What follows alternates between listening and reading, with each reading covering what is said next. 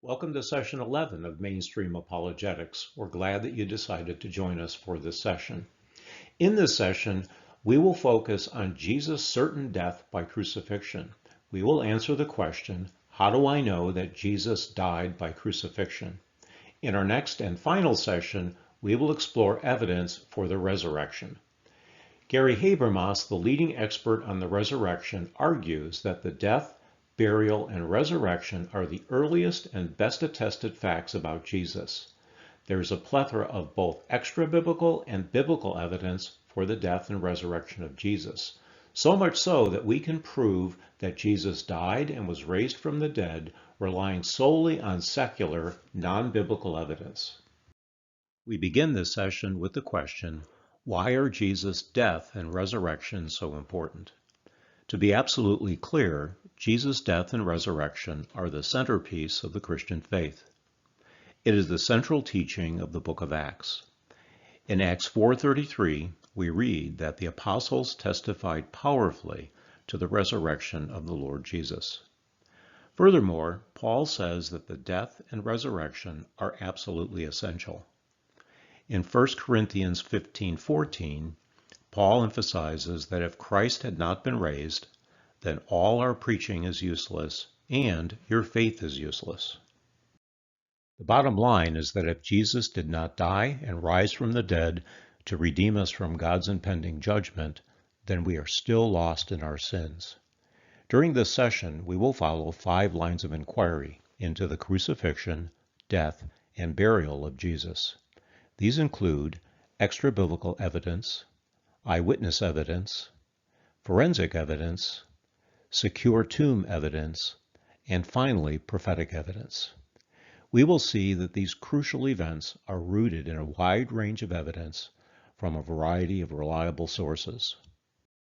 Before we can explore evidence for the resurrection of Jesus in our next session, we first need to establish that Jesus died.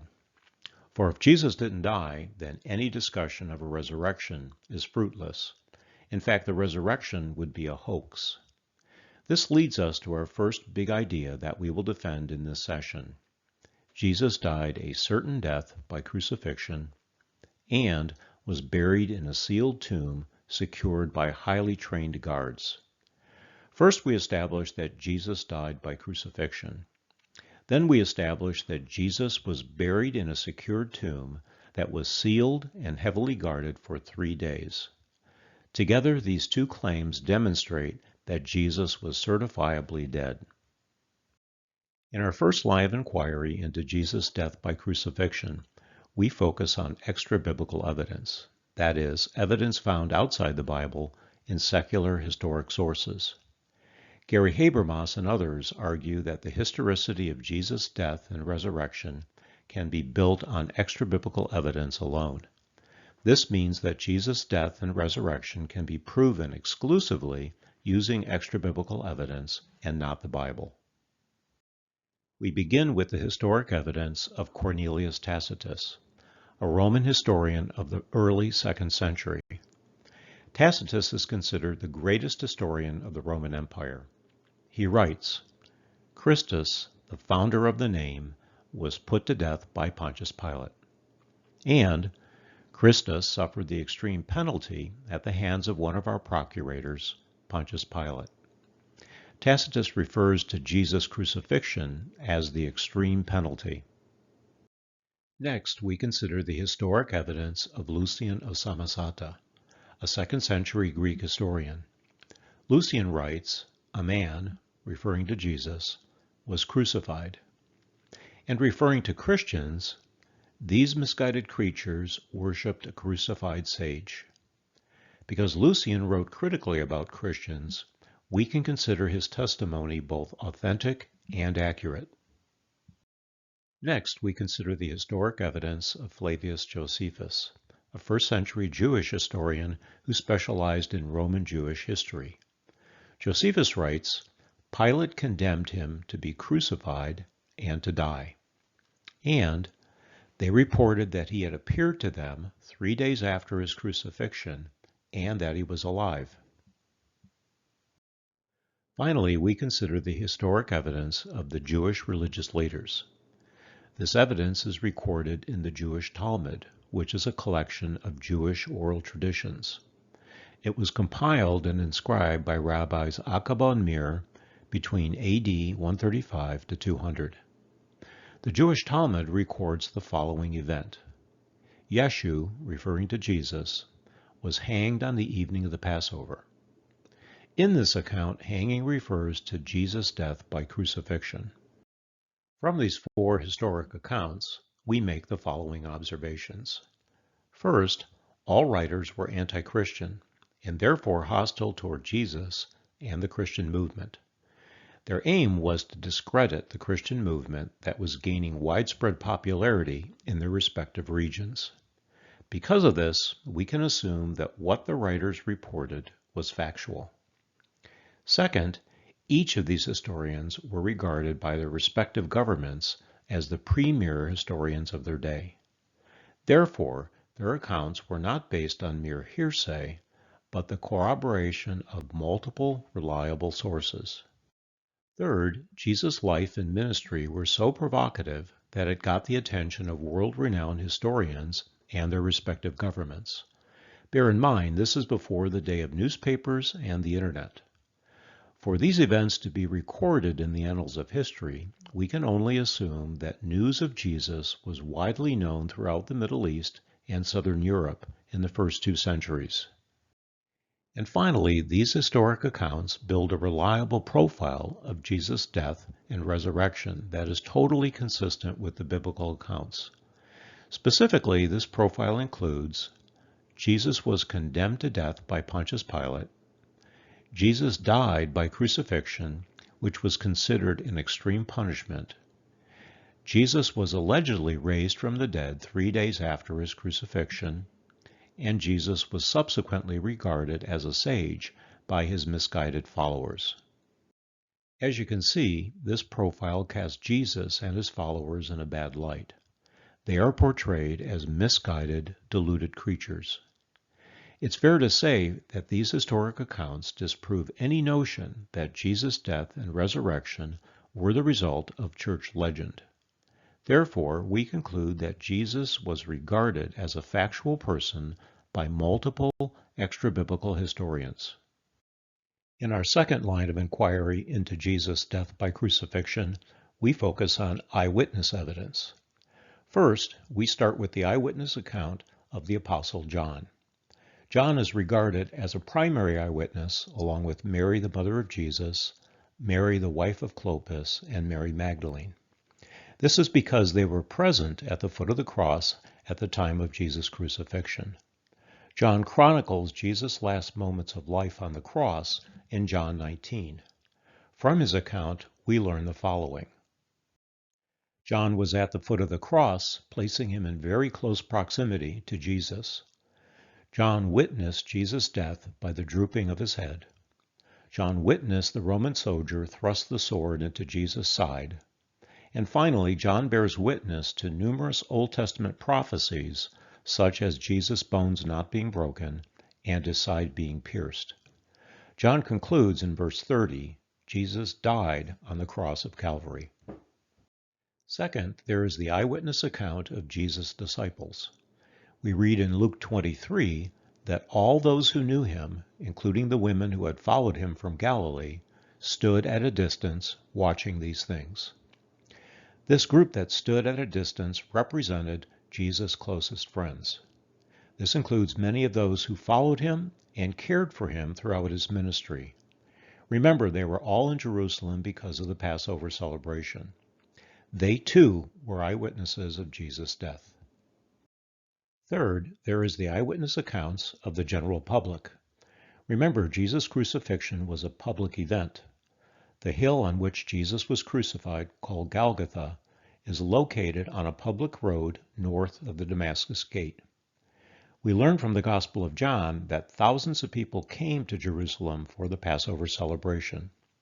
In John 11, John indicates that many people came from all over the country to prepare for the Passover. Because of Jesus' popularity throughout Judea, these travelers were hoping to encounter Jesus. John says that they were continually waiting for Jesus to arrive at the temple. Many expected him to reclaim the throne of his ancestor David. We learn of their intent from the Palm Sunday account recorded in John 12. John indicates a large group of people lined the streets of Jerusalem waiting for Jesus to arrive. When he entered the city of Jerusalem, they took palm branches and chanted, "Hail to the King of Israel."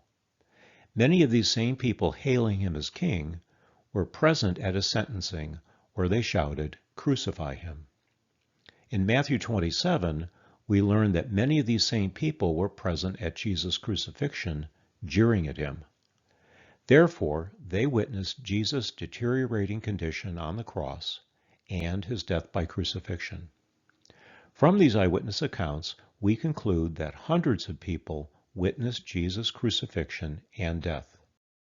In our third line of inquiry into Jesus' death by crucifixion, we focus on forensic evidence.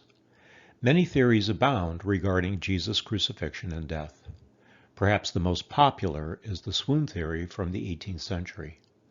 According to this theory, Jesus lost consciousness or swooned while on the cross due to extreme exhaustion and then was resuscitated after a 3-day rest in the tomb. To suggest that Jesus could survive the fatal injuries he incurred during the brutal scourging and crucifixion is contrary to the findings of modern forensic science. According to physicians who assessed Jesus' physical condition during his final hours, Jesus would have certainly died from multiple injuries inflicted on him. According to notable forensic pathologist Frederick Zuckerby in his book, The Crucifixion of Jesus, Jesus' injuries led to a certain death. In addition to forensic evidence, the historic record and archaeological remains provide a wealth of evidence regarding death by crucifixion. Let's examine this evidence in some detail. The first of Jesus' injuries occurred in the Garden of Gethsemane. In Luke 22, Luke informs us that as a result of extreme emotional distress, Jesus experienced a very rare condition of sweating blood. This condition is also accompanied by vomiting and dehydration.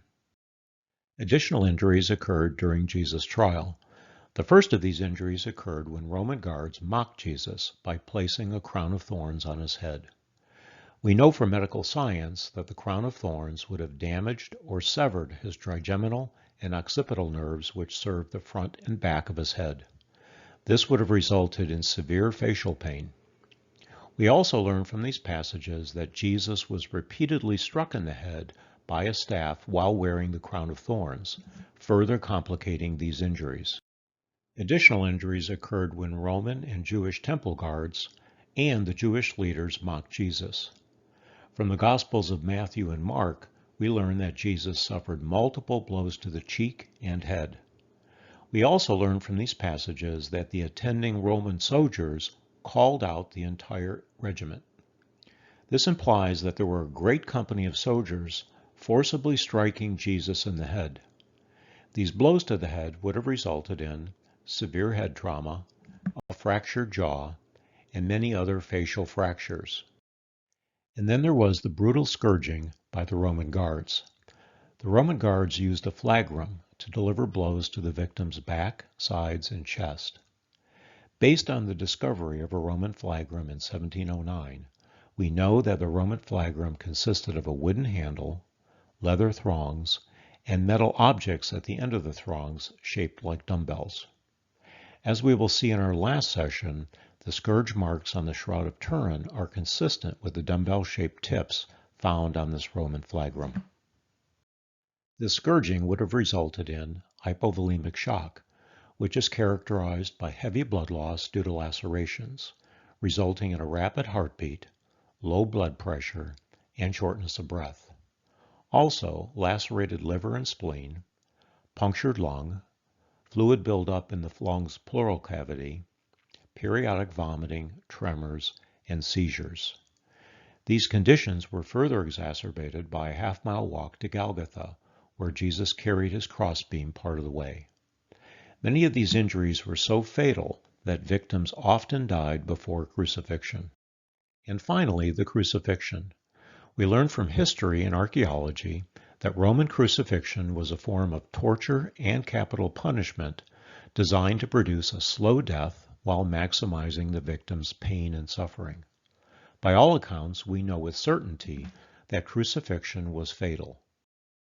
Crucifixion would have resulted in the severing of the median nerves in both the wrists and hands, and the plantar nerves in both the ankles and feet, the piercing of the pleura, lungs, and heart by the sword, resulting in severe hemorrhaging, and finally, an inability to exhale.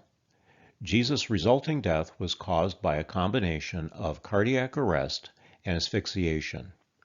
Based on our knowledge of the Old Testament, an acceptable animal sacrifice is one that requires a total loss of blood. For this reason, we know that Jesus fully bled out to satisfy the Old Testament law. Not only did the cumulative effects of Jesus' injuries prove fatal, they left Jesus disfigured. In fact, Jesus was so disfigured, he was unrecognizable. According to the prophet Isaiah, in Isaiah 52:14, many were appalled at him. His appearance was so disfigured beyond that of any human being, and his form marred beyond human likeness. The consensus among forensic pathologists is that Jesus suffered a violent and certain death. Jesus suffered multiple critical injuries during his trial and crucifixion. Many of his injuries were fatal and irreparable. To assume that Jesus could walk away from these injuries and appear fully healed 3 days later would be absurd. Therefore, this evidence thoroughly disproves the swoon theory and any other near-death theory. In our fourth line of inquiry into Jesus' death by crucifixion, we focus on the certainty of Jesus' burial and the secured tomb. We learn in the Gospel of Matthew that the Pharisees took every precaution to secure the tomb. The rationale was a distrust of Jesus' disciples. The Bible tells us that they were concerned that Jesus' followers would steal his body and claim that he had risen. After making their case before Pilate, Pilate instructed the Jewish leaders to make the tomb as secure as possible. Pilate's edict is recorded in Matthew 27. Take guards and secure it the best you can. So they sealed the tomb and posted guards to protect it. A Roman guard consisting of 4 soldiers was posted every 8 hours. This ensured the tomb was guarded 24 hours a day for 3 days. Given that the Jewish leaders were at liberty to make the tomb as secure as possible, scholars believe that additional temple guards were posted as well. From these events, we make the following observations. First, because Pilate had the tomb sealed, the Romans certified that Jesus was dead, and that Jesus' body was buried in the tomb of Joseph of Arimathea. Essentially, the Roman imperial seal made Jesus' death and burial official. Second, because Jesus' tomb was heavily fortified with Roman guards, the Romans ensured that nobody could steal Jesus' body. The Roman guards would have paid with their lives if the blockade was broken or the seal compromised. Third, because the Jewish leaders insisted that the tomb be guarded for 3 days, this guaranteed that Jesus was certifiably dead.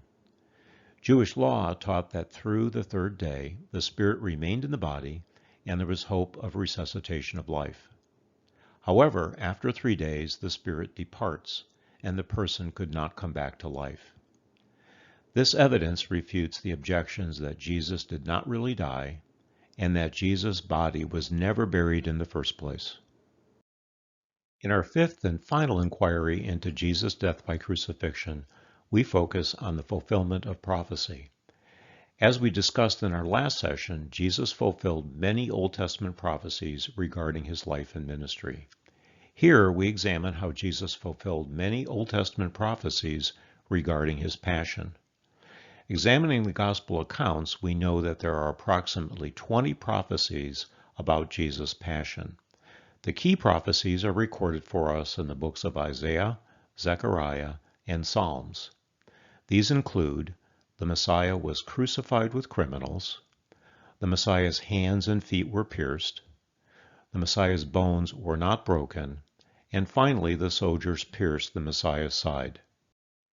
Additional prophecies not listed on this slide include the Messiah's price money used to buy the potter's field, the Messiah falsely accused during his trial, the Messiah spat upon and struck during his trial, the Messiah lifted up, symbolizing death by crucifixion, the Messiah mocked and ridiculed while on the cross, the Messiah given vinegar to drink, the Messiah buried with the rich, and soldiers gambling for the Messiah's garments. Technically, prophecy qualifies as circumstantial evidence. Circumstantial evidence relies on inference to connect the evidence to an assertion. While these prophecies don't mention Jesus per se, we connect these prophecies, the evidence, to Jesus' crucifixion, the assertion, because he fulfilled each prophecy with pinpoint accuracy. We will discuss circumstantial evidence as it relates to Jesus' death and resurrection in more detail in our last session. As you can see, these prophecies were completely outside Jesus' control. Therefore, they could not have been orchestrated by either Jesus or his disciples. As we mentioned in our last session, many of these prophecies depict death by crucifixion. Since knowledge of the Roman crucifixion process was not known at the time of the Old Testament writings, the likelihood of these authors predicting these events with pinpoint accuracy is impossible. Therefore, we conclude that Jesus was the suffering Messiah portrayed in the Old Testament.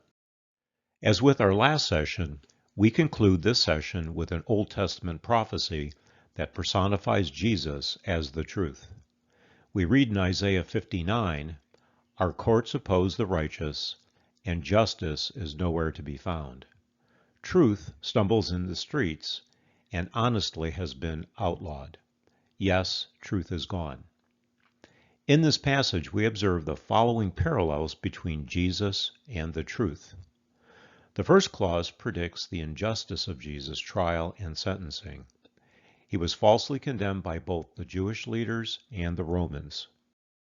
The second clause predicts that Jesus, the divine truth, would stumble in the streets. We learn in 3 of the gospel accounts that Jesus literally stumbles on the way to the cross, requiring Simon to carry his cross.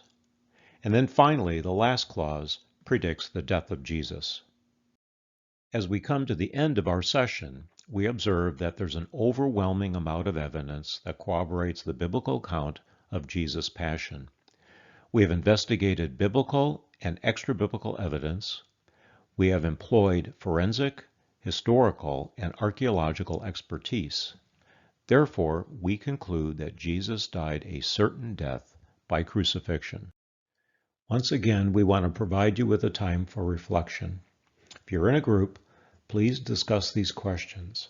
Otherwise, please answer these questions individually.